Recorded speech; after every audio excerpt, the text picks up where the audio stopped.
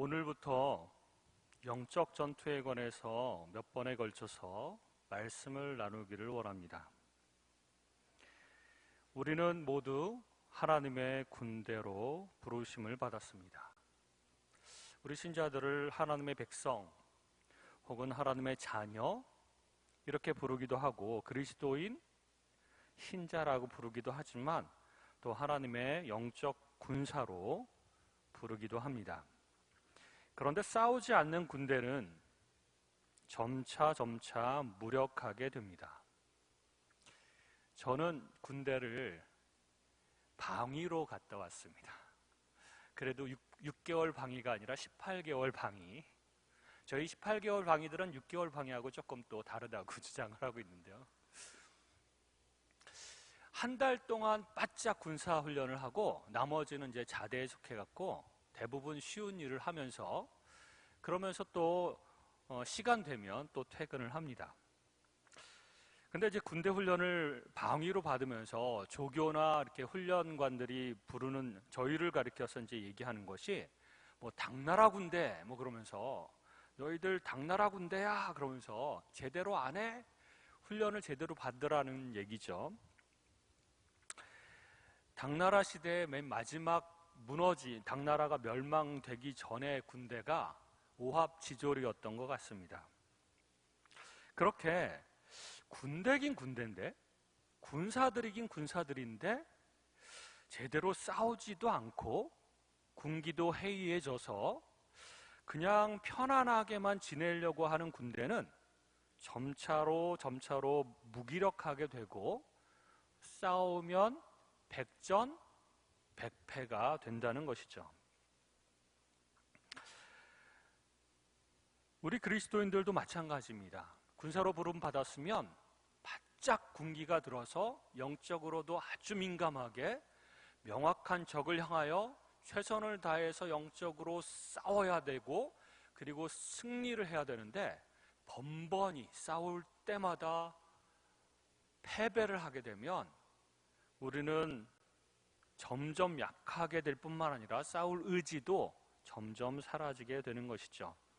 그리고 싸우는 군대라고 할지라도 뭔가 열심히 싸우기는 하는데 적을 정확하게 알지 못하면 결코 승리할 수가 없습니다. 예전에 삼국시대에 가장 강한 나라가 고구려였지만 고구려가 멸망한 원인도 이와 같았습니다. 외부의 적들과 싸우는 것이 아니라 내부 안에서 서로 싸우고 왕권 다툼을 하고 그러다가 가장 먼저 멸망하지 않았습니까? 우리가 거듭난 그리스도인이 되었다는 것은 주변 환경은 여전히 변화되지 않았지만 주님의 능력을 힘입고 승리를 쟁취함으로써 풍성한 삶을 되찾아가는 것을 의미합니다.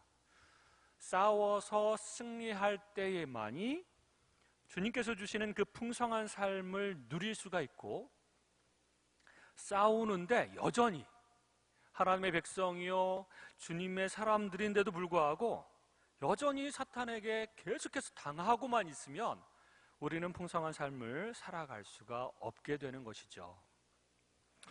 영적 전투의 정의는 영적 전투란 성경적인 관점의 통찰력을 가지고 영적 어둠의 세력에 대하여 그리스도께서 이미 승리하신 싸움에 참여해 승리를 누리는 것입니다. 매 순간 승리를 쟁취하고 하나님께서 주신 그 풍성한 삶을 살아가는 것이고 사탄이 아무리 공격해도 우리는 잘 막아내고 또 오히려 사탄을 말씀으로 공격하고 승리를 누리면서 살아가는 것이 바로 영적 전투의 삶입니다. 이 영적 전투가 굉장히 중요한데 신앙이 연약한 사람이거나 아니면 믿은 지 얼마 안 된 사람들은 이 영적 전투의 원리라든지 영적으로 어떻게 싸워야 되는지를 전혀 모르는 분들이 많습니다. 그냥 교회에 가서 예배 드리는데 가만히 앉아서 찬양하라 그러면 찬양하고 말씀 드리라 그러면 말씀 듣고 뭐 소원 있으면 또 기도하고 그 정도가 신앙생활인 줄 아는 분들이 참으로 많죠. 그래서 한 교회 안에 영적으로 날이 바짝 서가지고 기도로 싸우고 대적하고 승리를 쟁취하고 내 자신의 삶뿐만 아니라 우리 교회를 위해서도 싸우는 영적 군사들이 적은 교회가 있고 많은 교회가 있습니다. 영적으로 싸우는 군사들이 많은 교회는 든든하게 서 갈 것이고, 그렇지 않은 교회는 점점 약하게 되고 사탄에게 지게 되는 것이죠. 그러므로 영적 전투는 굉장히 중요합니다.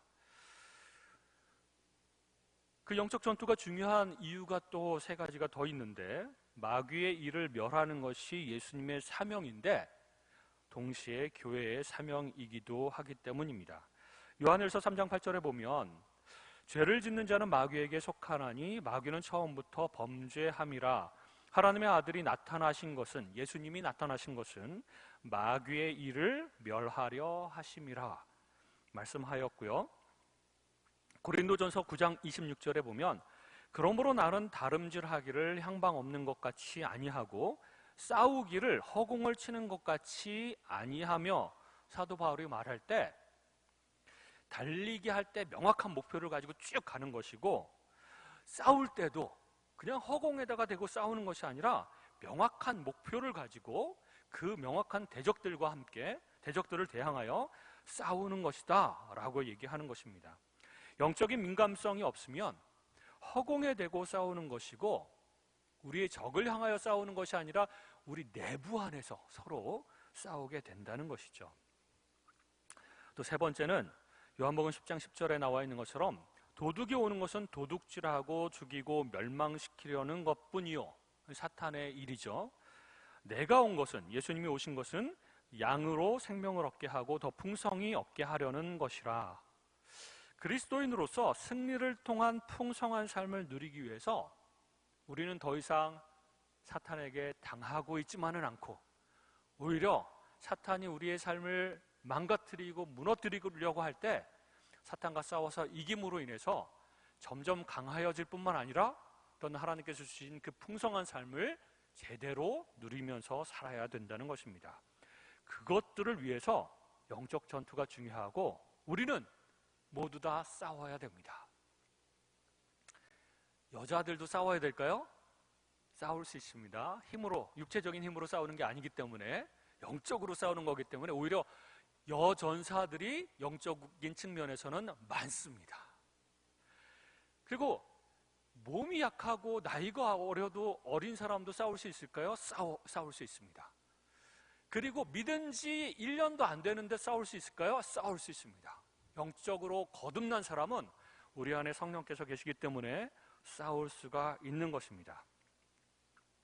이런 영적인 싸움, 영적 전투에 관해서 두 가지 이제 극단적인 관점들이 있는데요. 첫 번째는 무지입니다. 능력 대결, 사탄과 싸우는 것들, 그리고 치유라든지 기적이라든지 영적 존재들에 대해서 잘 모르고 그것들에 대해서 무시하면서 살려고 하는 입장입니다. 기독교인임에도 불구하고 귀신이 어딨어? 라고 생각을 하는 거죠. 하나님이 계시고 예수님이 계시다면, 그리고 성경을 정확하게 믿는다면 귀신은 있나요? 없나요? 있죠. 그 귀신은 우리나라 그 백색 하얀 옷을 입고 머리 풀어 헤엄치는 그런 귀신이 아니라 사탄의 쫄개들 분명하게 있습니다. 그런데 이렇게 잘 모르는 무지한 어떤 관점의 극단적인 사람들은 모든 것을 초대교회 이후로 소멸되었다라고 하는 세대주의적인 어떤 그 생각에 기초를 두고 있습니다. 그래서 질병이 오는 것은 악령, 귀신이 역사하는 것이 아니라 100% 병원균에 의한 것이며, 귀신 들렸다라고 하는 것도 단순하게 전부 다 100% 정신병이다 라고 생각하는 것이죠. 정신병인 것도 있고 귀신이 역사하는 것도 있고 실제 병원균에 의한 것도 있고 악령이 역사하는 경우도 있는데 말이죠. 그리고 하나님의 능력은 오직 사람이 거듭나는 것에만 작용한다라고 하는 생각을 가지고 있습니다. 하나님의 능력은 사람이 거듭나는데 가장 강력하게 역사하시고, 그 외에도 사탄과 싸워 이길 수 있기 위해서 우리를 돕는 역할로 하나님께서 능력을 주실 때도 참 많이 있습니다. 어쨌든 한 극단은 그런 거 저런 거 다 신경 쓰지 말고, 영적인 거 뭐 귀신 뭐 이런 거 전부 다 신경 쓰지 말고, 어떻게 하면 하나님 안에서 바르게 살 것인가만 생각하면서 살자, 이렇게 생각하는 사람들이 극단적인 한 부류고, 두 번째 또 다른 반대쪽의 극단적인 부류들은 이 영적 전투를 혹은 영적 존재들에 대해서 너무나 과장을 하는 사람들입니다. 주로 오순절 교단이 많이 그렇지만 요즘에는 1960년대 이후로 모든 교단에서 은사주의 운동이 일어나면서 이런 것들을 받아들이는 교회들이 많은데요. 근데 그런 교회들 중에서 좀 극단적으로 생각하는 사람들이 있습니다. 그래서 방언 제일주의나 은사 제일주의를 얘기하고, 그리고 그리스도인의 모든 문제를 악령의 영향으로 해석하고 대응하는 것이죠. 그래서 김기동파나 뭐 이런 교회들은 모든 것이 다 귀신이 역사하는 것이다, 이렇게 생각을 하는 겁니다. 감기만 걸려도 그게 바이러스 때문이 아니라 감기 귀신 때문이다. 뭐 어디 걸어가다가 넘어져도 이거 귀신이 발을 건 것이다. 모든 것을 다 그렇게 해석을 하는 것이죠. 그리고 성경적인 방법으로서가 아니라 약간 정령 숭배적인 세계관으로 접근합니다. 정령 숭배적인 세계관은 뭐냐면, 우리나라에도 이제 샤머니즘이 발달이 많이 돼 있었는데, 이 관점에서 보면 우리 집안의 모든 장소마다 귀신들이 있는 거예요. 아궁이에는 아궁이 귀신이 있고, 뭐 마루에는 마루 귀신이 있고, 뭐 우물에는 우물 귀신이 있고, 다 있는 거죠. 이런 세계관으로 이 영적 전투를 생각하는 것은 성경적이지 못하다라고 볼 수 있습니다. 그러므로 좌로나 우로나 치우치지 않고 성경적인 관점으로 균형을 잡는 것이 중요합니다. 특별히 오늘 읽은 본문에서는 그리스도인이 싸워야 될 세 가지 대적에 대해서, 원수에 대해서 이야기를 해주고 있습니다. 여기서 보면 우리의 적은, 우리의 원수는 사람이 아니라는 것이죠. 많은 사람들이 그렇게 생각을 합니다. 주변에 정말 꼴 보기 싫은 미운 사람을 가리켜서 뭐라 그러죠? 저 원수도 아니고 왼수, 이렇게 얘기를 하죠. 그러면서 저 왼수를 막 저주를 하다가 극단적으로 저주를 하는 게 뭐냐면, 귀신은 뭐 하고 있나, 저런 왼수를 잡아가지 않고, 그러니까 망했으면 좋겠는 거죠. 그 사람을 원수로 설정을 해놓고 그 사람이 어떻게든지 어떤 모양으로든지 좀 망했으면 좋겠다, 이렇게 생각을 하고 저주를 하는 겁니다.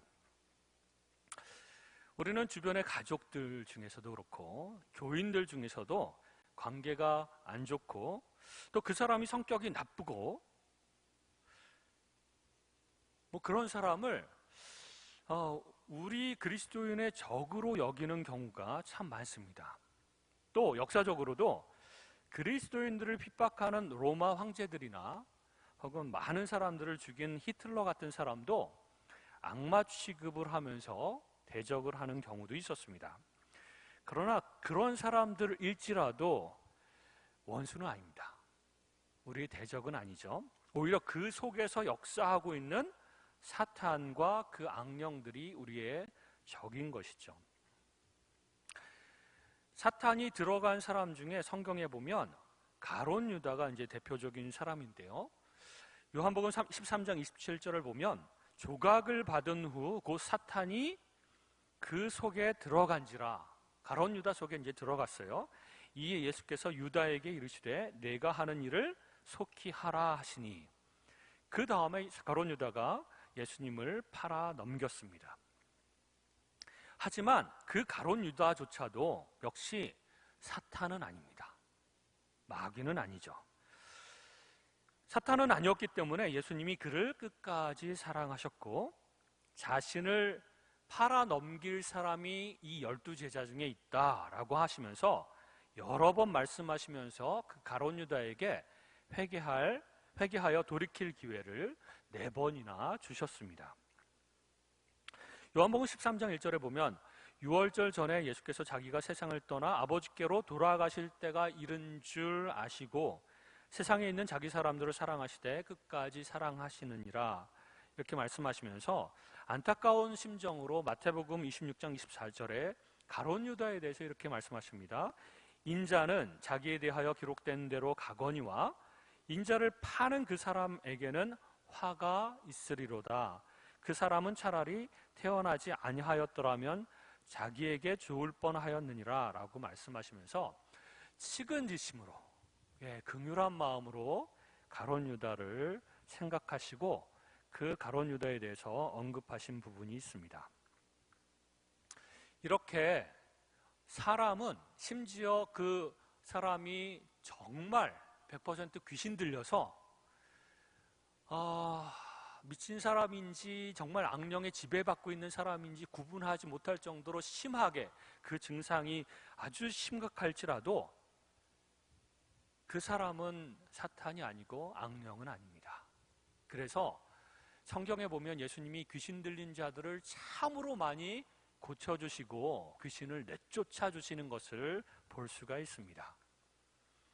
우리는 이렇게 100% 귀신 들린 사람이 아니더라도 귀신의 속삭임으로 그리고 귀신이 속임수로 우리 생각에 이렇게 넣어주는 그 잘못된 생각으로 귀신에게 조종을 당하는 경우가 참으로 많습니다. 그거는 누구나 예외 없이 당하는 것입니다. 그러므로 나는 깨끗한 사람이야, 귀신 들린 사람이 아니야, 정상적인 사람이고 건강한 사람이야 라고 말할 수 있는 사람은 아무도 없습니다.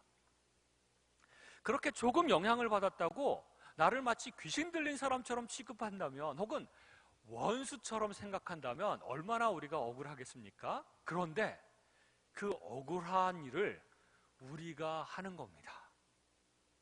저 사람 원수 아니야? 저 사람 진짜 나쁜 사람이야? 바뀌지 않을 사람이야? 그러면서 이제 미워하는 거죠. 그 사람에 대하여 대적하고 싸우는 행위를 하는 겁니다. 그러면 하나님의 나라가 스스로 망하게 되는 것이죠. 그것을 사탄이 노리고 있는 것입니다. 그러면 우리의 대적, 우리의 원수는 누굴까요? 오늘 본문에서 우리의 그리스도인의 3가지 적에 대해서 얘기를 하고 있습니다. 첫 번째는 죄입니다. 죄. 허물과 죄로 죽었던 너희를 살리셨도다. 그러면서 죄가 나오는데요. 이 첫 번째 적은 우리 속에 있는 죄입니다. 그러니까 우리는 죄와 싸워야 됩니다. 다른 사람들과 싸우기 전에 내 속에 있는 죄와 싸워야 되는 것이죠. 내 속에 있는 죄. 예수 믿고 거듭난 이후에도 나는 아직도 성령 하나님이 내 속에 계시면서도 동시에 죄성이 내 안에 있습니다.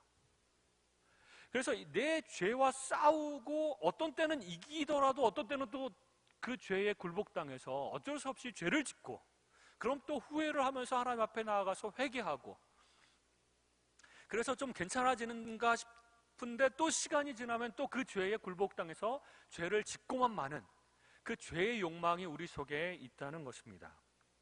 그러므로 저 사람은 나쁜 사람이야 라고 하기 전에 내가 제일 나쁜 죄인이구나. 사도 바울이 얘기한 것처럼 죄인의 괴수로구나. 이 죄인의 괴수라고 하는 원어적인 표현은 뭐냐면 이 세상 사람 죄인들이 참 많지만 그 많은 죄인들 가운데 내가 최고다 라고 하는 고백이거든요.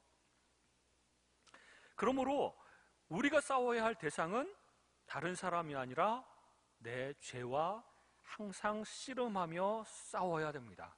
내 죄된 욕망과 싸워야 되고 순간순간 올라오는 그 미움과 분노와 싸워야 되고 다른 사람을 정죄하면서 나를 높이고자 하는 그 교만함과 싸워야 되고 싸워야 될 게 굉장히 많습니다. 삶을 살아가면서 생각만 해도 계속 죄가 올라오고 마음도 감정적으로 막 요동치는데 그 모든 죄악들과 싸워서 이겨야 됩니다. 매일매일 싸워서 이겨야 되는데 이기면 하나님께서 허락해 주신 그 풍성한 삶을 누리고 하나님께서 주신 그 사랑을 누리고 평화, 화평을 누리고 하나님께서 주신 참 많은 어떤 그런 것들을 누릴 수가 있습니다. 근데 지면 어떻게 되죠? 누릴 수가 없습니다. 하나님께서 사랑하셨고 나에게 사랑을 부어주셨는데 그 분노가 조금이라도 있으면 다른 사람을 향해서 그 사랑이 나가지를 못하는 것이죠. 그래서 그리스도인의 그 참된 사랑, 이것을 실천하며 살아갈 수가 없게 되는 겁니다.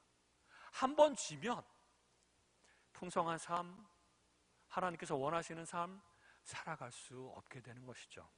그러므로 이것과 싸워 이겨야 되는 겁니다. 한치라도 양보를 할 수도 없고 한치라도 그 승리를 내줄 수가 없습니다.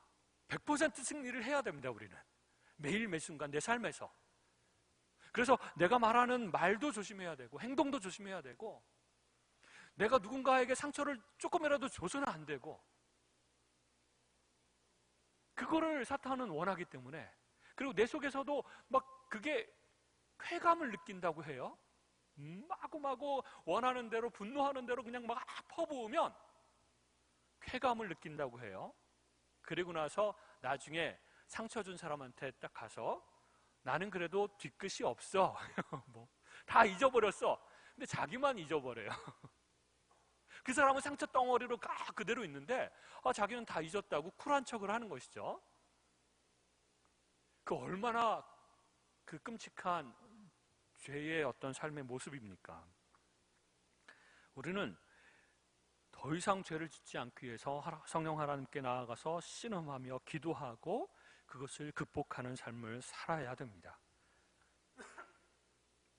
두 번째 적은 2절에 나와 있는 것처럼 그때 너희는 그 가운데서 행하여 이 세상 풍조를 따르고, 두 번째 적은 세상 풍조입니다.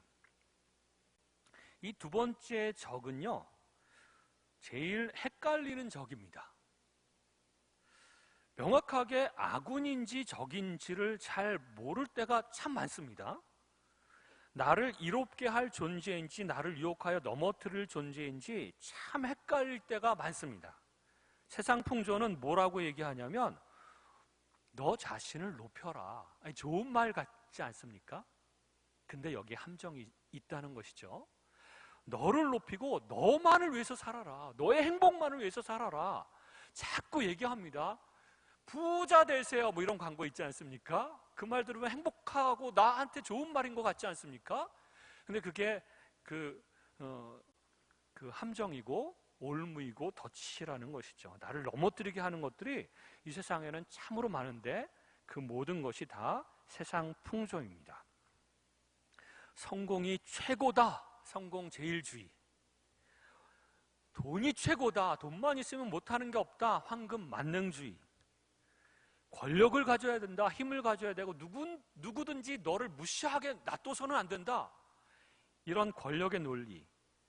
그리고 성적으로 매력적으로 보여야 된다. 그 여성이든 남성이든 성적인 매력이 최고다. 그래서 다른 사람들로부터 그런 면에서 사랑을 받아야 된다라고 이 세상은 계속해서 얘기를 하고 있습니다. 그래서 성형수술들을 그렇게 많이 하죠. 예뻐지고 멋있어지기 위해서. 그러면 내 자존감이 달라지고 상대방 다른 사람들도 나를 대하는 것이 달라질 것이라고 이야기를 하는 겁니다. 이렇게 세상 풍조는 아군인지 적군인지 모르게 우리한테 다가와서 우리를 넘어뜨리고 우리로 하여금 죄짓게 하고 우리로 하여금 교만하게 하고 자연스럽게 점점 하나님과 멀어지게 하는 그런 특성을 지니고 있습니다. 근데 많은 사람들하고 얘기하다 보면 이상하게 그 세상 풍조를 마치 성경 말씀인 것처럼 믿고 주장하는 분들이 있어요. 기독교인들인데 나는 이렇게 생각해. 근데 가만히 보면 이게 세상 풍조에서 온 거예요. 하나님 말씀에서 온 것이 아니라. 이런 것들이 우리 생각을 사로잡고 그 세상 풍조를 그대로 삶에서 실천하고 있다면 우리는 이 세상 풍조라고 하는 두 번째 적에게, 원수에게 항상 지고 있다는 겁니다. 패배하고 있다는 겁니다. 이 세상 풍조는 유교라고 하는 종교에도 있고 도교에도 있고 샤머니즘에도 있고 여러 가지 철학 사상들에도 많이 있습니다. 근데 그것이 그렇게 나쁜 것인지 모르고 다 받아들이는 것이죠. 이거 공자님 말씀인데, 맹자님 말씀인데 이거 좋은 말씀일 거야. 기독교하고 일맥상통하는 부분들도 어느 정도 있습니다. 근데 그렇지 않은 부분들이 훨씬 더 많습니다. 근데 그런 것들도 다 받아들여서 이게 좋은 말씀인 것처럼 여기는 그런 경향도 많습니다. 이 두 번째 적은 제일 헷갈리는 적이다. 아군인지 적인지 우리가 정말 정신을 똑바로 차리고 분별해내지 않으면 순간 넘어지고 순간 패배하게 되는 것이죠. 세 번째 적은 뭐냐면 공중 권세 잡은 사탄인데 2절 중반쯤에 보면 공중의 권세 잡은 자를 따랐으니 이게 바로 사탄입니다. 지금 불순종의 아들들 가운데서 역사하는 영이라. 불신자들 가운데서 역사하는 영은 맞습니다. 그러나 신자들한테도 역사합니다. 그리고 신자들을 유혹하고 넘어뜨리기 위해서 온갖 수단을 다 동원하여서 공격하고 유혹합니다. 3절에 보니까 전에는 우리가 예수 믿기 전에는 우리도 다 그 가운데서 우리 육체의 욕심을 따라 지내며 이 육체의 욕심은 우리의 죄죠. 우리 속에 있는 죄성.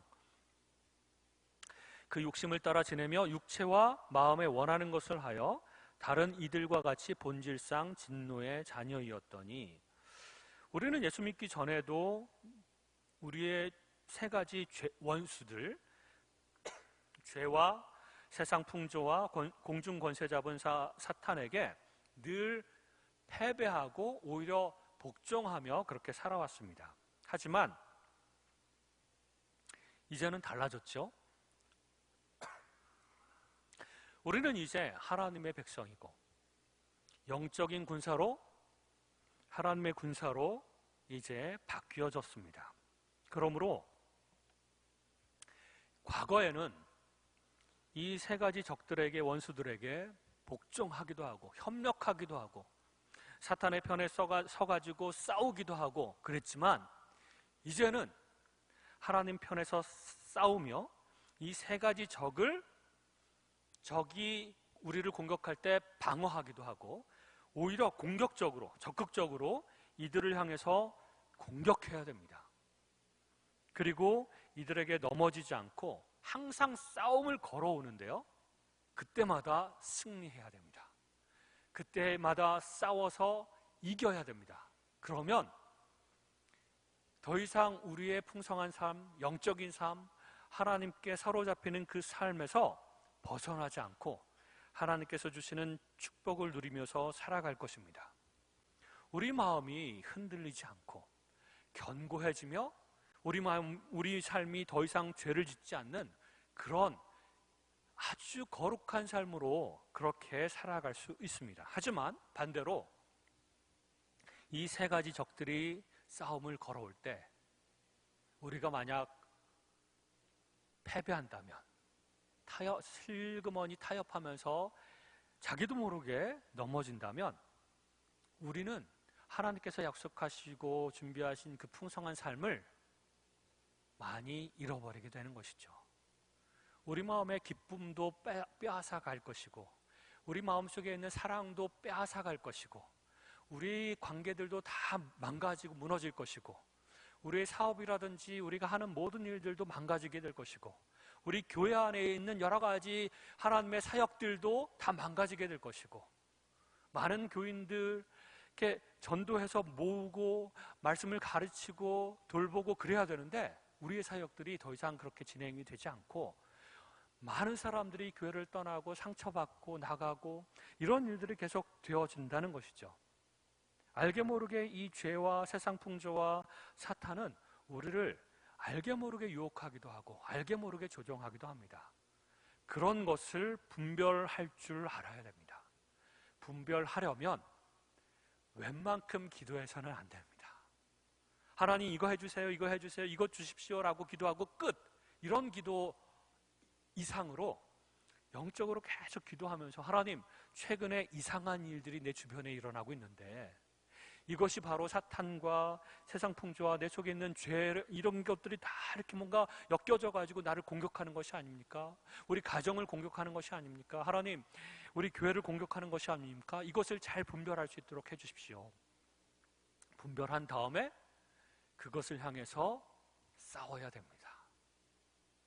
어떻게 싸워야 될지는 나중에 또 말씀을 나누겠습니다. 오늘은 명확하게 우리의 적이 내 속에 있는 죄와 그리고 세상 풍조와 그리고 공중 권세 잡은 자 사탄과 그 악령들이라고 하는 것을 명확하게 기억하고, 나는 이제부터 하나님의 영적 군사로서 이 세 가지 원수들만을 향하여 그렇게 싸우겠다.